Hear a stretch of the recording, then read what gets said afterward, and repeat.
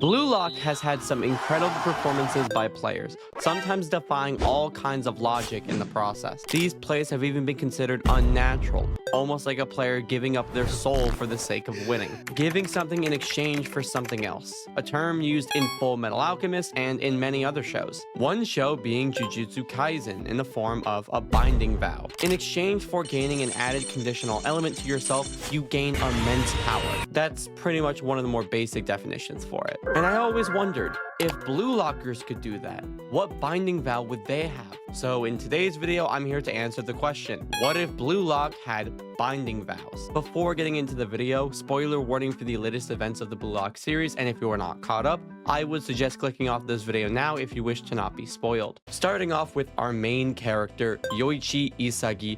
What would be a deal he could make with the devil that overall makes him a better player? Well, I think I have a good idea for him. Isagi is no longer capable of using metavision against those without the capacity to use it as well. To put it simply, this means that if Isagi is ever facing off against a team without a single metavision user, he will not be able to use the ability. I think that in the context of the story, it both makes sense, but also isn't a huge hindrance to Isagi as a player. When it comes to metavision, it is possible to replicate the equation for metavision and just not be able to use it. We see from Hiyori in the third selection that he rotates his head and uses his peripheral vision, and yet was not revealed to be able to use this ability till the Ubers game of the NEL. This is because you need to be functioning under an ego type that is suited to your mental state in order to acquire this ability and to use it. I'm not really sure about the other requirements for this ability, since we've seen players like Nico and Aiku use the ability without ever knowing what metavision actually is. But getting back to the main point, I don't think that this is necessarily a huge hindrance on Isagi. All metavision does is give Isagi the ability to sense meta points, which are the most rational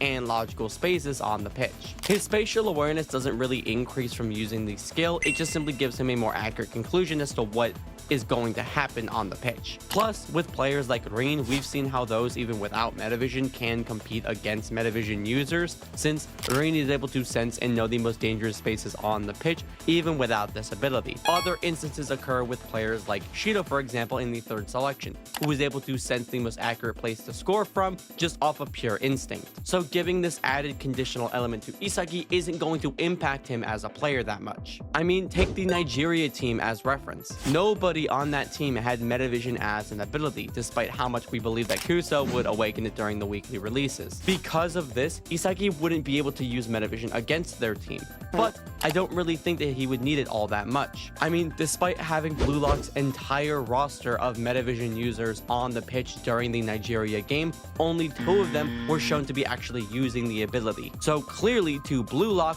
metavision isn't needed in order for them to win. So against other teams that also lack metavision users, this conclusion could also be made. But what exactly would Isagi gain from this trade-off? In exchange for not being able to use metavision against teams without it, Isagi will always be superior to any metavision user who has it as it relates to vision. In exchange for not being able to use metavision against teams that don't have the ability, Isagi will always be superior to any user who has metavision as it relates to vision. I think that this trade-off is the most beneficial for Isagi in the long run. During the PXG and Nigeria games, Isagi's biggest strength was being able to view the field from a higher dimension. As a result, his biggest issue and hindrance came from when someone else could see what he could, or out-metadate his vision. This was seen with Kaiser in the Ubers game, who took advantage of Isagi's vision and used it to score a super goal for himself. With this binding vow, so long as there is someone capable of using this 4th dimensional vision,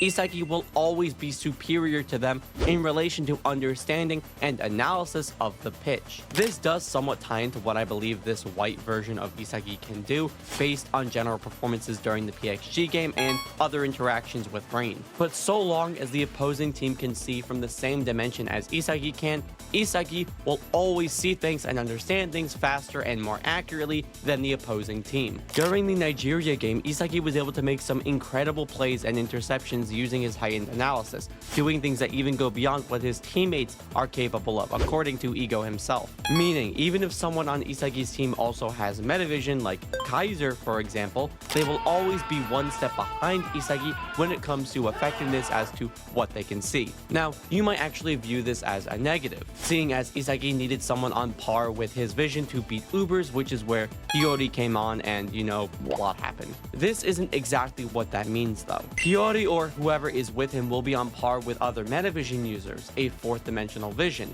but Isagi will be even higher than that, meaning he will never be in a position where he needs someone of equal vision, only someone of a vision equal to other metavision users. Before I continue the video, I have something very important to talk to you guys about. We all love sleep, right? Being able to dedicate 6 to 9 hours to become a motionless burrito while our brain runs a highlight reel of the weirdest possible dreams, it's the best, and it also really sucks when you don't get a good night's sleep. Well, I have the fix for you because this video is sponsored by Manta Sleep. Manta Sleep specializes in customizable sleep masks that feature unique removable foam eye cups. These eye cups help create a 100% blackout environment without applying pressure to the eyes, which is pretty beneficial for side sleepers and those who are sensitive to light. These masks are super breathable, which makes it really no issue when you have them on your face when you're, sleeping at night. Manta Sleep was even kind enough to send me their sound mask, which comes with all of the previous benefits that I just mentioned, but also built-in adjustable Bluetooth speakers. All you gotta do is move these blue tabs to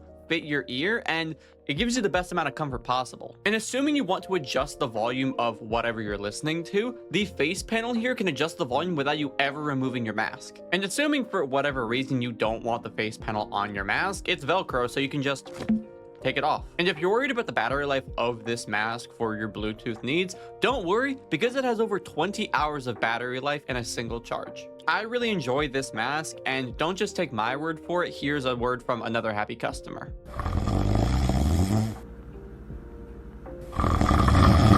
If you want to enjoy a good night's sleep, Manta Sleep is here for you. Head on over to Manta Sleep's website using the link in the description and use the code AERO10 at checkout like it appears on screen, and you can save 10% off your entire order. That's not even including the 15% you save if you spend $99 or 20% if you spend $150. Thank you again to Manta Sleep for sponsoring today's video, and let's just jump right back into it. But now I hope you have a solid idea as to how this video is going to go, so let's move on to our next character, that being the king of BLUELOCK, Barou Shoei. Now, Barou has a lot of potential for binding vows. His style is already restrictive, meaning his ability to perform increases depending on the amount of pressure he is under during play. Because of this, I have the perfect binding vow for Barou. Barou can no longer shoot unless he is in an uneven matchup. Now, this is actually a pretty basic binding vow for Barou, and you might view it as being very detrimental to him as a player, but hear me out, because it's actually not. With this binding vow,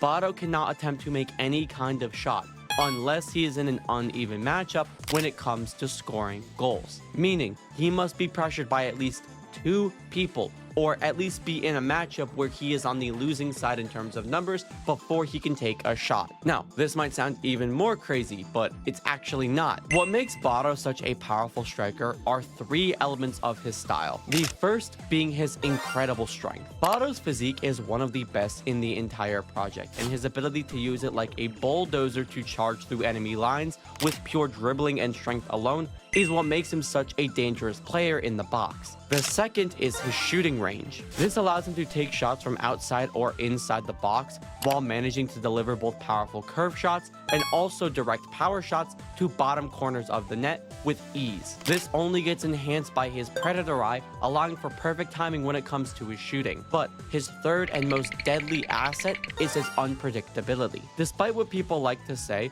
Barou's style was and still remains as the Joker. He's a player whose ideals are unshakable, and if challenged and stolen from him, he reaches a peak performance which can even surpass the thinking of world-class players like Snuffy. Because of this and his cannibalization of players from his team, Barou is able to take advantage of any moment, even one not meant for him. With these 3 factors, Barou becomes an insanely deadly striker, one who results in several players needing to mark him to ensure his limited pressure. And that's exactly why this binding vow is so good for him. Whenever we see Barou score his super goals, he's always being pressured by multiple people. You have the sliding goal in the Japan U20 game where he was pressured by 2 people. You have his stealth kill shot in the game against Bayern Munich, pressured by several people. And you have his double nutmeg goal where he, surprise, was pressured by 2 people. So all of Barou's best goals are where he is in a matchup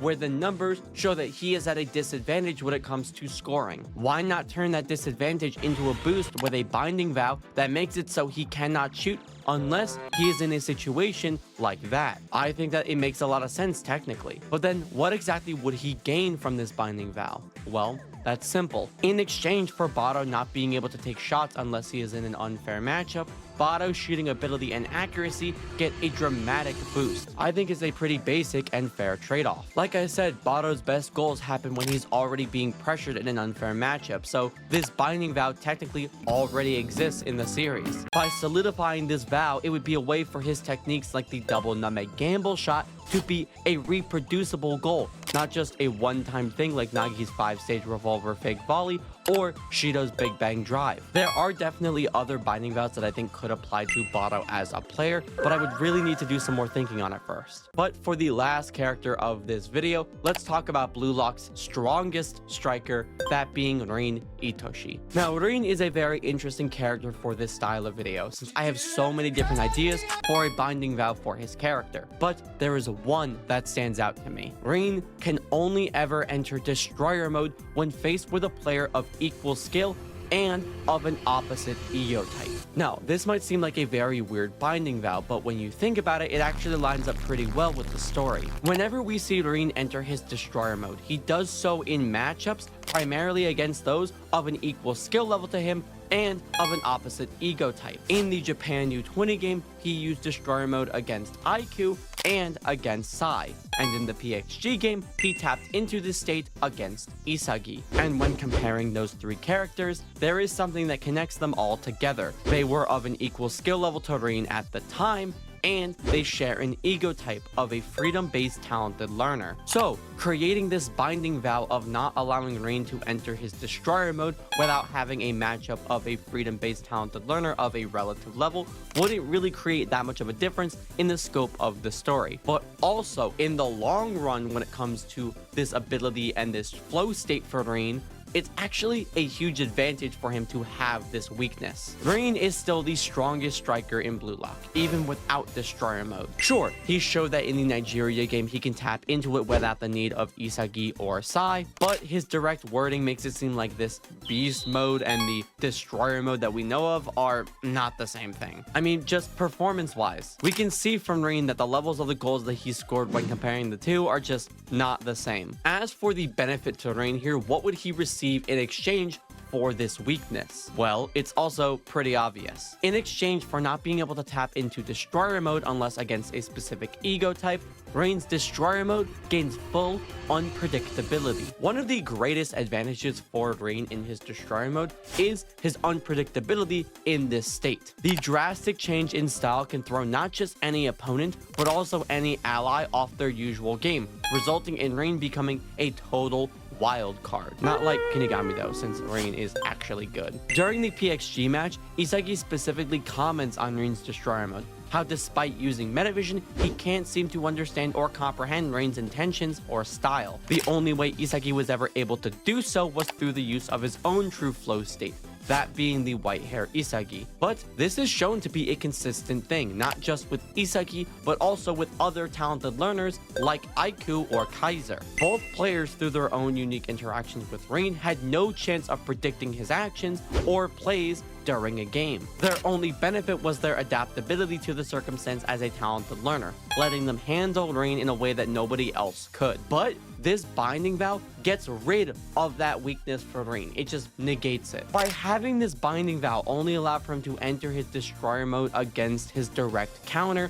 as a result, he gains full immunity to their one advantage over him. The strength of a talented learner is to adapt faster than anyone else, and Rin in his destroyer mode against talented learners, they can't adapt to him because he is now fully unpredictable. I think personally, it's perfect. And that was simply my views on blue lockers if they had binding vows from JJK. I thought about this video idea like really late at night, like just before I was about to go to bed. So if this video turned out to be kind of stupid, I'm sorry. I do plan to make this a series though, because I really enjoyed coming up with these kinds of crossover style of videos. So if you guys did enjoy it, let me know what character you want me to talk about next. But aside from that, I hope you guys did enjoy this video and will continue to enjoy it in the future. I just want to leave a final reminder to join my Discord server if you're ever interested in getting any more involved with our amazing community. As for the question of the video though, would y'all want a Binding Vow Part 2 video? Leave me your thoughts down below in the comment section. And like always, thank you all so much for watching. Like and subscribe to see more awesome Blue Lock content just like this.